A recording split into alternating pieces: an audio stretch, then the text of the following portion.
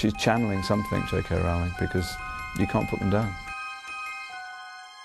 J.K. Rowling was born Joanne Rowling on July 31st, 1965. From an early age, Rowling wanted to be a writer. At the University of Exeter, Rowling studied French, graduating in 1987. She moved to London, working in many jobs, including Amnesty International, a charity she continues to support. In 1990, she first conceived of the idea for Harry Potter, and on a delayed train journey from Manchester to London, ideas began to come to her.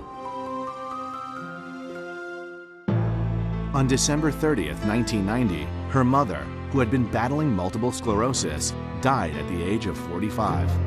The flaws of adulthood. The complexity of this adult world in Harry Potter is fundamental. As the books progress, you see that families are very complex. To escape her grief, she accepted a job teaching in Portugal, where she married journalist Jorge Orantes. The couple's daughter, Jessica, was born in 1993. The marriage ended in divorce in 1995. She moved back to Edinburgh, Scotland, where she finished writing the first Potter book. In August of 1996, Bloomsbury, a small publishing company, agreed to release the book Harry Potter and the Philosopher's Stone for an advance of around $3,000. Rowling was asked to use initials as a pseudonym to attract more male readers.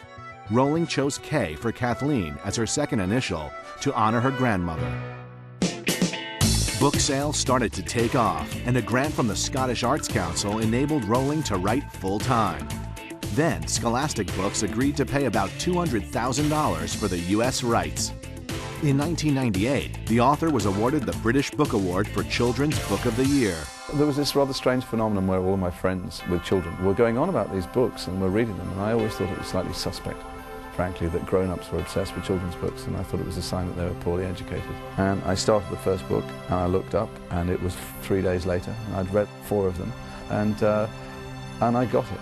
I mean, I understood that they are the crack of children's literature. That fall, Warner Brothers secured the film rights to the series, with the first 2 books alone going for an undisclosed 7-figure sum.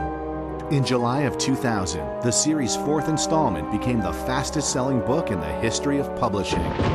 The film version of the first book was released in the fall of 2001. With Rowling's guidance, the film series tries to stay close to the original plots and is cast with primarily British actors. She's a really nice woman, and I am her biggest fan. One of the things about Harry Potter which makes it so great is that young children can watch it to grannies. I mean, everyone has something that on so many different levels that they can relate to Harry Potter. Revenues from the books, films, and other merchandise bearing Harry Potter images has made Rowling one of the richest people in the world, wealthier than Queen Elizabeth. On December 26, 2001, Rowling married Dr. Neil Murray at the couple's home in Scotland. The couple have 2 additional children, David Gordon and Mackenzie Jean. In the late 1990s, the author found herself the target of a lawsuit, claiming that the books were based on a series published in 1984. The case was found to be without merit. Rowling again found herself on the defensive. This time, a parents' group in the U.S. wanted the books banned from school libraries. The school board decided the books could stay.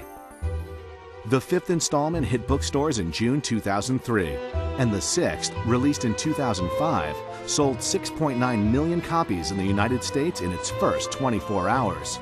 The final book, The Deathly Hallows, was released in July of 2007. While it was the end of Harry Potter, J.K. Rowling continues to write.